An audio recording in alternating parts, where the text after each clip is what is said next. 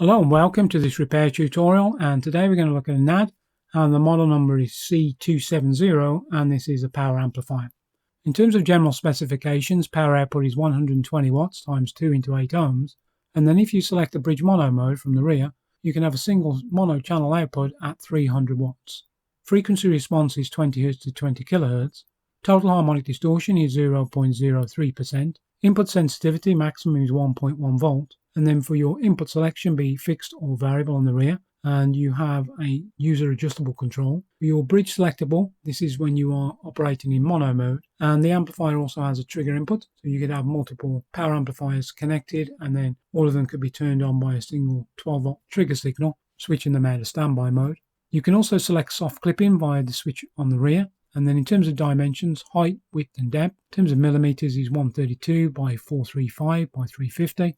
And the weight of the amplifier is 11.2 kilograms.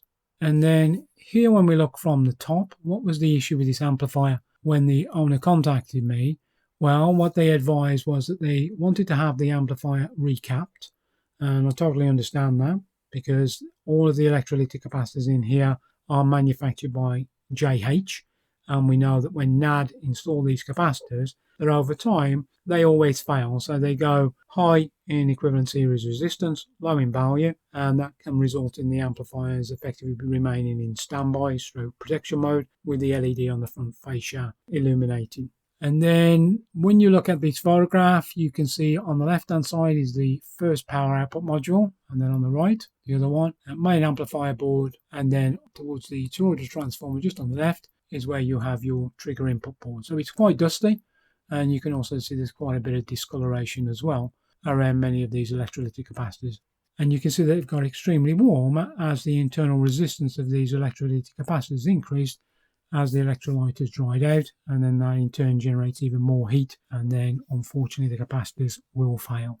And then here I'm just taking a shot then of the trigger board, which is the one with the small startup transformer on there. It's just an EI conventional transformer. You have a power relay, a small 5 volt regulator, and you can sort of just also make out a couple of presets on one of the power modules, but we'll sort of get into that as we go through. You can also make out some cobwebs just on the right, and you can also see as well all of this brown glue, which is the plague of all of these amplifiers of this era.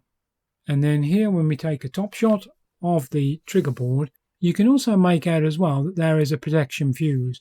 From factory, that rating of that fuse is T, or time delay, 4 amp, although on the circuit board it states that it's T 3.15 amp. And then you can see the small bridge rectifier, some smoothing capacitors, and then also you have the 5 volt regulator. And then here we're just looking then on the other side.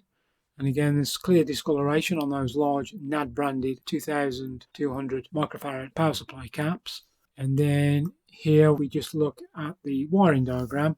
I'd advise you to refer to this when you do the disassembly of the amplifier. If it's something you may be done for the first time, you may need to refer back to this just to ensure that you've got the appropriate connectors connected to the right places.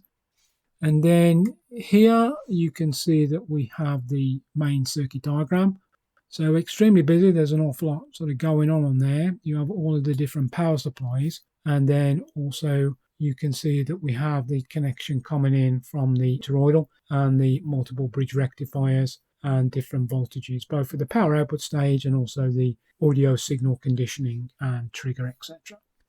And then here what you see is the protection circuit. So we have a dedicated IC, so this is very common, so it's a UPC 1237HA, and that IC has multiple functions. First off, it will monitor the level of DC on the left and the right channel, and in the event of it being excessively high, the protection circuit will operate, and it will de-energize the 2 speaker protection relays that you see here. When you power up the amplifier as well, what will happen is you will have normally about a 4 to 5 second time delay, and then it will then switch the relays on, providing that there's no fault condition, and that just prevents any sort of bump through the speakers that you would normally hear as the main power supply rail capacitors charged up. And then when you depower the amplifier, you will get an immediate de-energizing of the speaker protection relays, and again this will prevent this thud through the speakers, which is common of very early amplifiers that didn't have any form of speaker protection circuit. I'd also bring to your attention as well that when you remove the left and right channel power output modules and you're reassembling the amplifier and you want to test it, I would advise you always to do a staged power up. So just fit the main amp board, power up, and then just check your DC voltages. When you do that, don't expect the speaker protection relay on the board to change over, because some of these signals are coming in directly from the two modules. So it's normal for that LED to remain red. Don't think you've still got a fault. It should only operate and change over when the output modules are connected. And then here you can see the board. Straightforward enough. There's only a few fixing screws and then the ones on the rear. You don't even need to remove the toroidal transformer. You can just sort of unhook it and then it then comes out. And you can see the discoloration of those power supply capacitors. It's quite substantial there. And you can also see what they term as the buffer module, which is at the rear next to the RCA input socket, and that's used for your signal conditioning. And then you've also got the various smaller electrolytic capacitors, both for power supplies, some degree of signal conditioning, and then on the left hand side the same, so right channel, left channel, and the different voltages. Now when we flip that board over, what's kind of interesting here is that you have obviously multiple connections, but what you'll find is that some of those connections where you have mechanical or high stress points, some of the solder connections will become brittle or grey. As with all of these repair tutorials, you've got to get the amplifier back to a known good point. So yes, we're going to recap the amplifier with high quality Nichicon capacitors, but I also need to verify all of the solder joints, because if any of them are bad, then that's going to be an issue as we move forward. So always take the time to check every single module and resolder. And then just during like the desoldering of the large power supply electrolytic capacitors, what I've done here is I've just drawn a circle here around two of the connections for the large electrolytics, and this is how the amplifier came in. So already you can see that there are dry solder joints here, so you can imagine these are the reservoirs, the energy reservoirs for the amplifier, and those capacitors are loose. So over time you would have got some arcing in there. Not a good situation at all. Sometimes you can find during manufacture that they cut the leads of these components close to the board. You need to leave a length on the leads of the capacitors and same as of the other components, so you can get a good measure of solder which will then form around the component lead and then onto the circuit board. And then here, once the capacitors have been removed, you can see the measure or the amount of this brown glue. It is absolutely everywhere, so you're going to have to take time to remove all of that. And then what I've done here is I've just highlighted two resistors, R783 and R782. A little bit unusual, but the value of those resistors is 25 kilo ohms. So it's not like a standard value within the normal resistor range, but you can purchase them.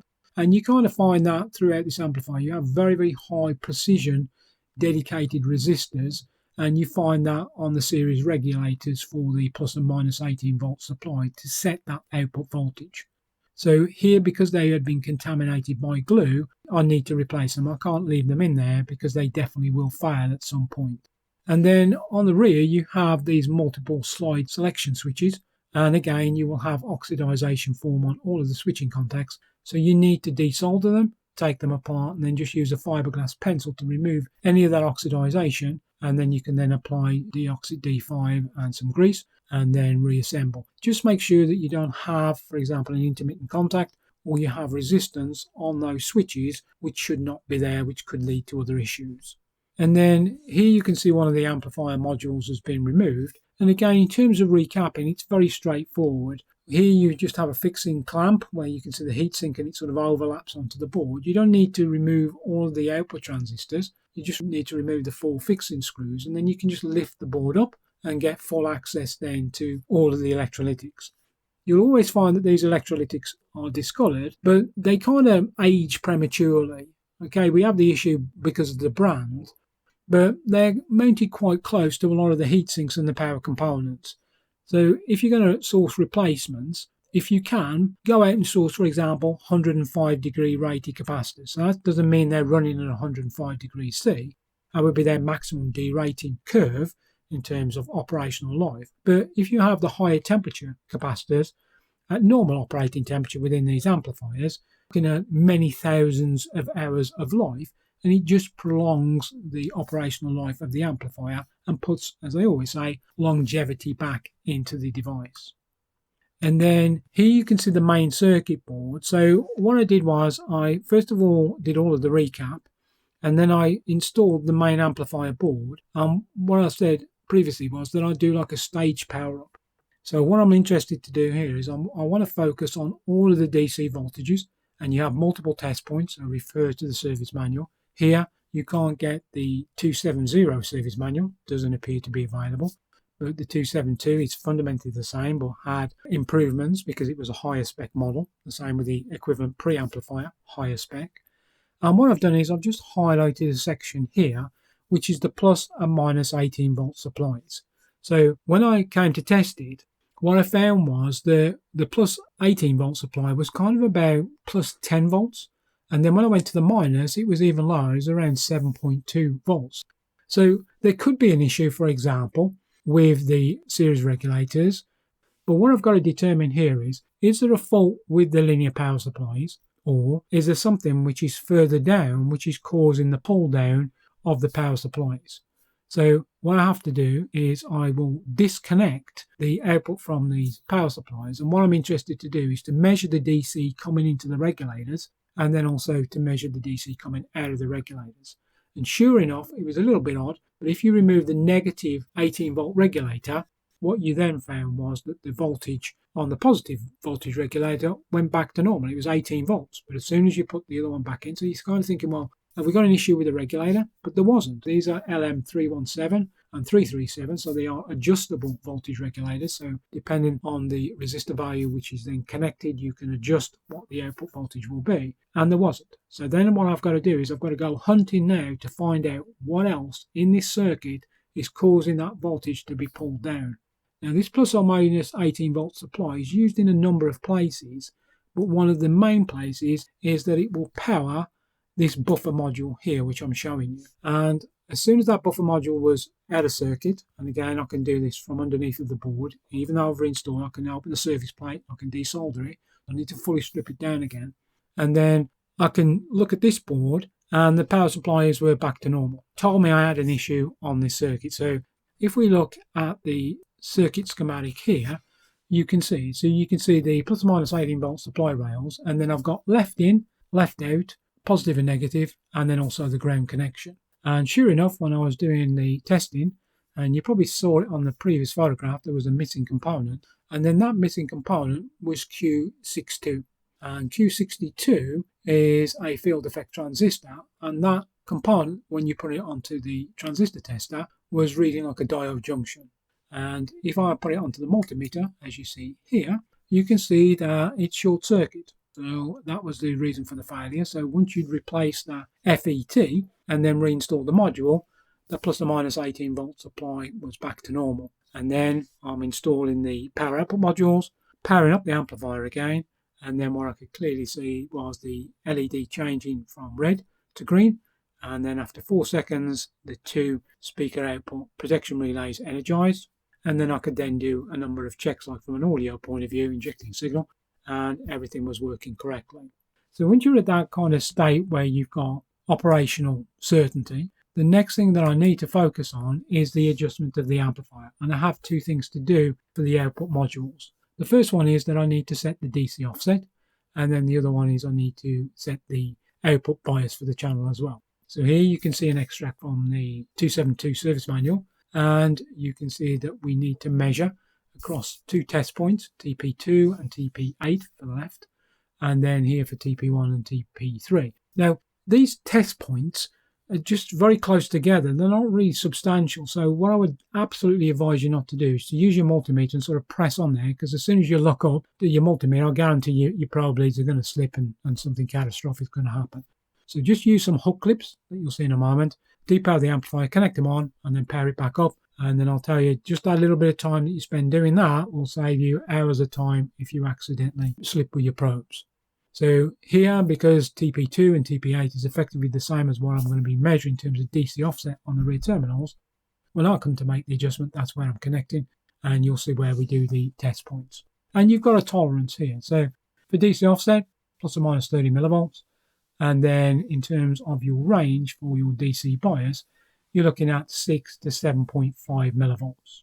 And you leave the amplifier running for about 20 minutes, And then here what you can see is on the left hand channel, this is the DC offset, and it's minus 80 millivolts or thereabout. So that's outside this plus or minus 30 millivolt tolerance. So I need to make the adjustment. And then you can see here that we brought that to 0.74 millivolts. And it's really easy to do it on these amplifiers. You know, the adjustment is very clean. If you did get any twitchiness, then just spray some De-Oxit D5 into the presets and just rotate them backwards and forwards with the amplifier depowered.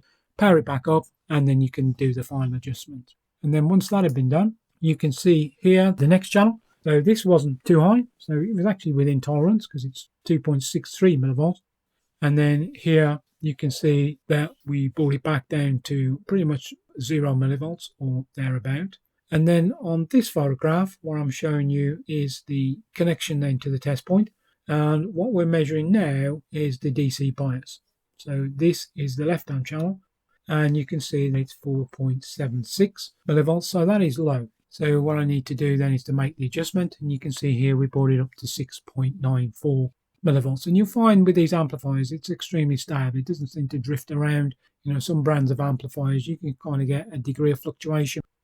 And then here when we look, you can see that we are doing the bias adjustment, 5.85 millivolts. And then we do the final adjustment here, and we're up to 6.90 millivolts. Now, when you make these adjustments and you've completed it, just leave the amplifier again running probably for about half an hour, and then come back and then recheck. Sometimes you have to make a slight tweak, but in most cases you'll find that they haven't drifted and they are still correct.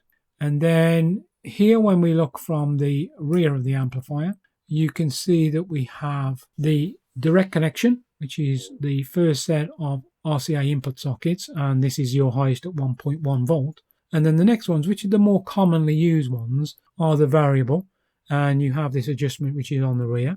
And then you can also see that we have dual sets of speaker terminals, and you also have your slider switches. Probably not too clear on this photograph, but this is where you have the soft clipping, and then also fixed or variable mode, and then also where you can select your bridge mono mode, and then also your trigger on and trigger off mode as well. And then here, once all of the work has been done, you're kind of looking in from the top, and you can see all the brand new electrolytic capacitors are installed, and all of the glue has been removed. And then here we're looking at one of the power modules. This was just during the recapping, so I sort of completed this module, and you can kind of just make out in the small aluminium tray there some of the capacitors which have been taken out, and some of the leads which have been snipped off. But you know, this is an enjoyable task. You know, I always say just make the time and take the time. So probably take you about 6 hours to do all of this work. And then here you can see the other power module. And again, when you're looking at the circuit board, there's no trace of this brown glue anywhere. So that means that from an operational point of view, this amplifier with its brand new capacitors will deliver really, really great performance for many years to come. And then here, finally, we just look at another shot, and you can see again one of the power output modules, the interconnectors coming down back down to the main board. These two multi-pin connectors, they're both 2-pin, and you can see one of them has a blue wire as it wraps around. I don't know why they did this, but you can kind of get these mixed up, but just refer to the interwiring manual just for the correct connection. So it's always this blue wire which is on the upper connector there. And these output modules as well are also identified as left and right, so there's no chance of you getting them mixed up, and they just secure underneath via a number of fixing screws to the main chassis. And then finally, we just put the amplifier on to test, and it normally runs for about 4 to 5 hours. Outstanding performance in terms of sound quality, and I appreciate why these amplifiers are highly sought after. If you do own one of these amplifiers, as I've said many times, if you follow along with these repair tutorials, just take your time and just verify your work as you go through. There's no reason why you won't be able to restore your own amplifier in the same way as what you're seeing in this repair tutorial. So, as always, I really appreciate you stopping by, and if you need any help, guidance or support, by all means email audioamplifierservicing@aol.com, and I'll be more than happy to provide any guidance or support that you may require. So, until the next time, I wish you all the very best. Cheers and bye-bye.